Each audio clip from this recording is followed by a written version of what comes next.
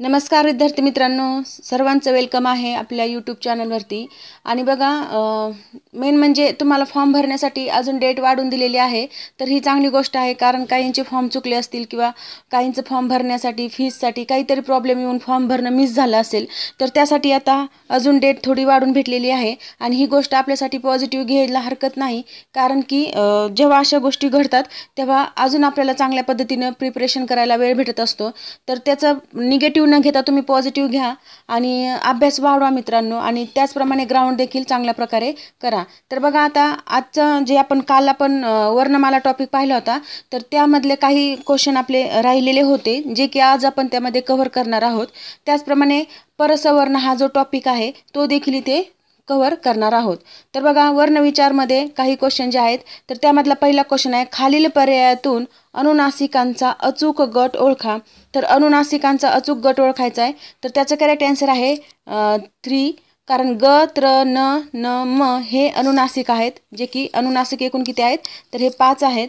आणि अनुनासिकांचा उच्चार कसा केला जातो, तर तोंडातून तर बाहेर पडतच असतो, परंतु त्याचसोबत नाकातून देखील थोडीफार हवा बाहेर पडते. म्हणजेच तोंडाबरोबर नाकाचाही इथे वापर केला जातो, म्हणून त्याला अनुनासिक असं म्हणतात. तर बघा, आता पुढचा क्वेश्चन आहे आपला, आहा यांना व्याकरणात काय म्हटले जाते. तर आणि आहा यांना व्याकरणात स्वरादी असं म्हटलं जातं. म्हणजेच 3 नंबरचा पर्याय आपला करेक्ट आहे. स्वरादी म्हणजे काय? स्वर आहे आधी ज्याच्या असा तो म्हणजे स्वरादी, किंवा वर्ण जे लिहिलं जातं त्याच्या अगोदर स्वर लिहिला जातो, किंवा ह्या आणि आचा उच्चार केला जातो, म्हणून ते स्वरादी आहे. तर बघा, आता पुढचा क्वेश्चन आहे, क्ष व ज्ञ या वर्णांना वर्णमालेत स्थान देणारे कोण. तर बघा, क्ष आणि ज्ञ यांना वर्णमालेत स्थान देणारे कोण असा प्रश्न आहे, आणि त्याचं करेक्ट आन्सर आहे 3 नंबरचा पर्याय सबनीस यांनी क्ष व ज्ञला वर्णमालेत स्थान दिलेलं आहे. तर बघा, जी मूळ वर्णमाला होती आपली, त्यामध्ये क्ष व ज्ञ ही जोडाक्षरे होती, आणि म्हणून त्यांना मूळ वर्णात समावेश होत नाही असं अगोदर बोललं जायचं. परंतु सबनीस जे व्याकरणकार आहेत, तर त्यांनी या वर्णांना वर्णमालेत स्थान दिले, आणि आधुनिक वर्णमालेत वर्णाची संख्या आता 52 झाली असे त्यांनी सांगितले. तर बघा, आता पुढचा क्वेश्चन आहे, खालीलपैकी महाप्राण व्यंजने ओळखा. तर महाप्राण व्यंजने आपण काल शिकलो होतो, कालच्या व्हिडिओमध्ये. महाप्राण व्यंजनामध्ये हचा उच्चार करताना हचा जर समावेश होत असेल, किंवा इंग्लिशमध्ये विचार केला तर यच या अक्षराचा त्याच्यामधून ध्वनी क्रिएट होत असेल, तर आपण त्याला महाप्राण वर्ण असे म्हणतो. तर याच्यामध्ये 4चं उत्तर काय आहे मग, तर पहिलंच ऑप्शन ख, फ आणि ध हे महाप्राण व्यंजने आहेत. तसंच महाप्राण व्यंजनाचा उच्चार करताना हवा मोठ्या प्रमाणात बाहेर देखील पडते. तोंडावाटून जेव्हा आपण उच्चार करतो तेव्हा हवा मोठ्या प्रमाणे बाहेर पडत असते, हे लक्षात. नेक्स्ट क्वेश्चन पाहूया, ळ वर्ण कोणत्या प्रकारचा आहे. तर बघा, ळ हा वर्ण स्वतंत्र आहे, म्हणजे 4 नंबरचा पर्याय आपला करेक्ट आहे.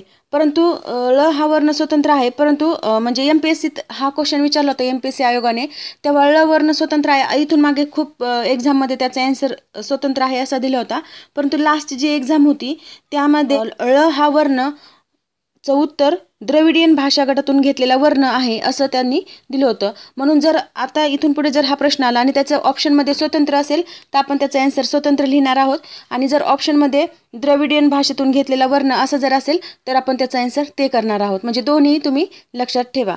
तर बघा, नेक्स्ट क्वेश्चन आहे, य, र, ल, व हे डॅश डॅश आहेत. तर य, र, ल, व हे अर्धस्वर आहेत. अर्धस्वर म्हणजेच पर्याय क्रमांक पहिलं ऑप्शन आपलं करेक्ट आहे, 6चं पहिलं. य, र, ल, व हे काय आहेत, अर्धस्वर आहेत, आणि यांचा अनुक्रमे कोणत्या अक्षरातून किंवा कोणत्या वर्णातून जन्म झालेला आहे, किंवा त्यांचा सेम उच्चार आहे, तर ते आहेत बघा, यचा ई मधून झालेला आहे उच्चारस्थान, नंतर रचं रू, तसंच लचं लू आणि वचं उ, या 4 वर्णाचा देखील उच्चार यांच्यासारखाच होतो, म्हणून त्याला काय म्हटलं जातं, ई, रू, लू, उ यांच्या उच्चार स्थानातून य, र, ल, व हे क्रिएट होतात असं म्हटलं जातं. तर बघा, पुढचा क्वेश्चन आहे, व्यंजन आणि स्वर यांचे मिश्रण असलेला आणि ज्याचा पूर्ण उच्चार होऊ शकतो असा वर्ण म्हणजे डॅश डॅश होय. तर असा वर्ण म्हणजे काय, तर त्याचं करेक्ट आन्सर आहे 3 नंबरचा पर्याय अक्षर.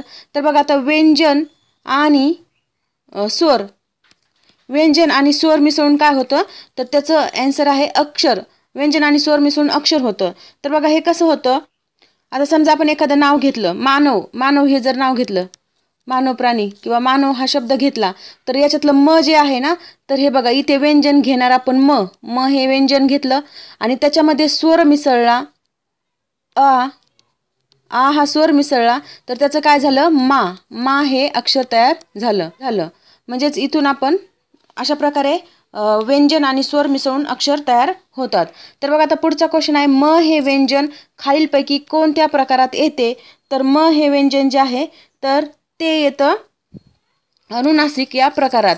कारण याचा उच्चार कसा होतो, नाका म्हणजे तोंडाद्वारे तर हवा बाहेर पडतच असते, पण तोंडाबरोबर नाकातून देखील याचा उच्चार केला जातो, म्हणून त्याला अनुनासिक या प्रकारात आपण मोडतो. तर बघा आता पुढचा क्वेश्चन पाहूया. पुढीलपैकी दंतमूळ ध्वनी कोणाला म्हणतात. तर दंतमूळ ध्वनी कोणाला म्हणतात. दाताचा म्हणजे जो दाताचा भाग आहे त्याला दाताला आणि टाळूला जो स्पर्श करून ध्वनी बाहेर पडतो त्याला आपण दंतमूळ ध्वनी असं म्हणतो. तसंच त्याला अजून काय म्हणतात, तर त्याला दंत तालव्य देखील म्हणतात. म्हणजेच 3 नंबरचा पर्याय आपला बरोबर आहे. दंत मूळ, दंत तालव्य, दंत तालू, तसंच वत्स असे वेगवेगळे नावं या दंतमूळ ध्वनीला दिलेली आहेत. पुढचा क्वेश्चन पाहता. संस्कृत वर्गीकरणात नसलेला आणि द्रविड भाषेतून मराठीत आलेला मूर्धन्य वर्ण कोणता. तर बघा अशा प्रकारे आत्ताच मी तुम्हाला सांगितलं होतं, ळ हा वर्ण स्वतंत्र वर्ण देखील आहे आणि द्रविड भाषेतून आलेला वर्ण देखील त्याला आपण म्हणतो. म्हणजेच याचा आन्सर काय असणार आहे, 4 नंबरचा पर्याय. पुढचा क्वेश्चन पाहता. दिलेल्या पर्यायातून स्पर्श व्यंजन ओळखा. तर दिलेल्या पर्यायातून स्पर्श व्यंजने ओळखायची आहेत आणि स्पर्श व्यंजने मी काल सांगितली होती कालच्या भागात.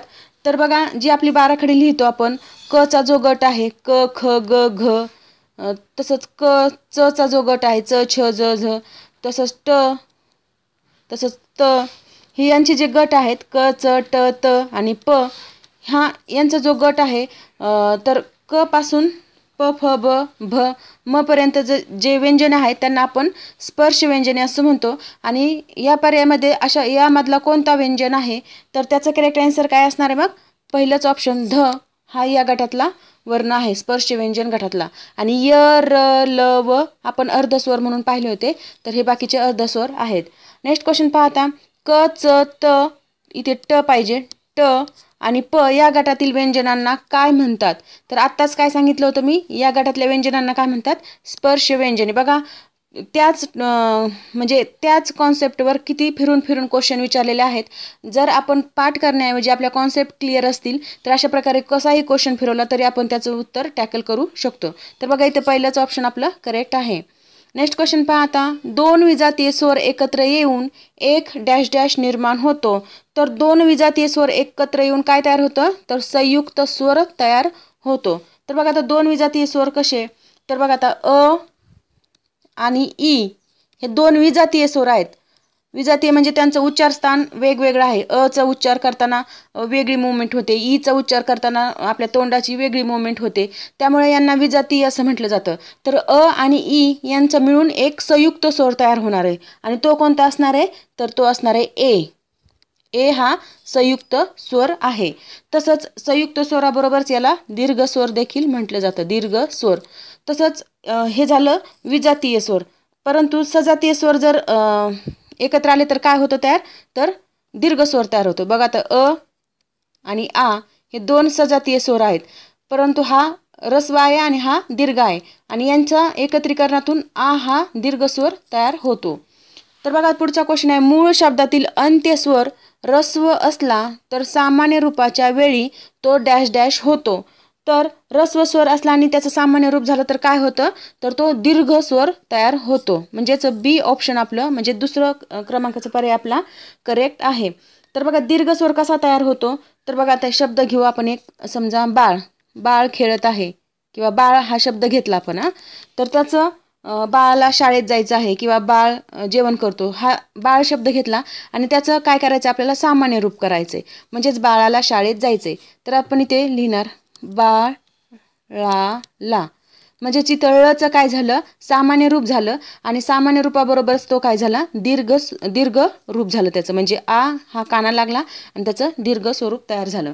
अशा प्रकारे त्याचं उत्तर सेकंड ऑप्शन बरोबर आहे. तर बघा आता पुढचा क्वेश्चन पाहूया.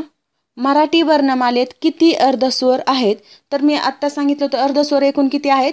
य, र, ल, व. कोणते आहेत? य, र, ल आणि व.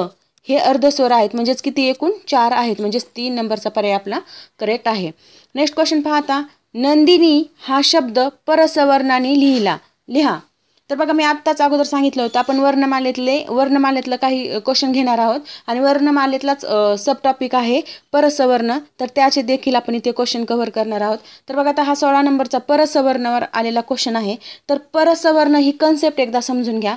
परसवर्ण म्हणजे काय?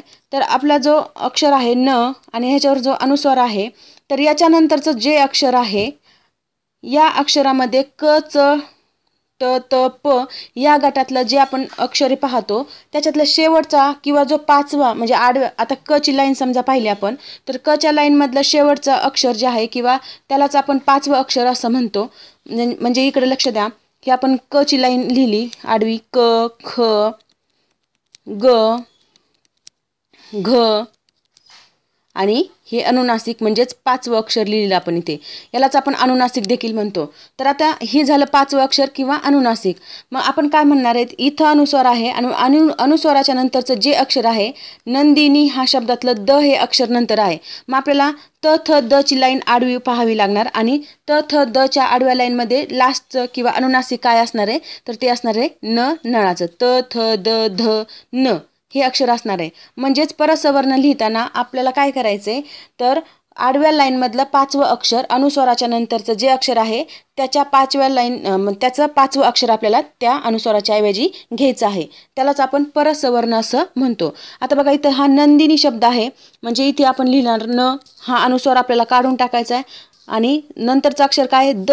तर द च्या लाईनमधलं द ची लाईन कशापासून आहे? तर त, थ, द, ध आणि न. मग काय द हे अक्षर आलेलं आहे आणि द च्या ही जी आडवी लाईन आहे तर आडव्या लाईनमधलं शेवटचं अनुनासिक किंवा 5वं अक्षर आपल्याला इथे घ्यायचं आहे. म्हणजेच नंदिनी लिहिल्याच्या नंतर आपण काय लिहिणार आहेत? नंदिनी अशा प्रकारे याचं लिखाण होणार आहे. म्हणजेच याचं करेक्ट आन्सर आहे पहिलं ऑप्शन. अनुस्वार काढून टाकायचा आहे आणि त्याच्याऐवजी आपल्याला अनुनासिक घ्यायचं आहे आणि त्या प्रकारे त्याचं लिखाण करून ते परसवर्ण तयार होतो. तर बघा आता पुढचा क्वेश्चन देखील परसवर्णावरच आलेला आहे आपला.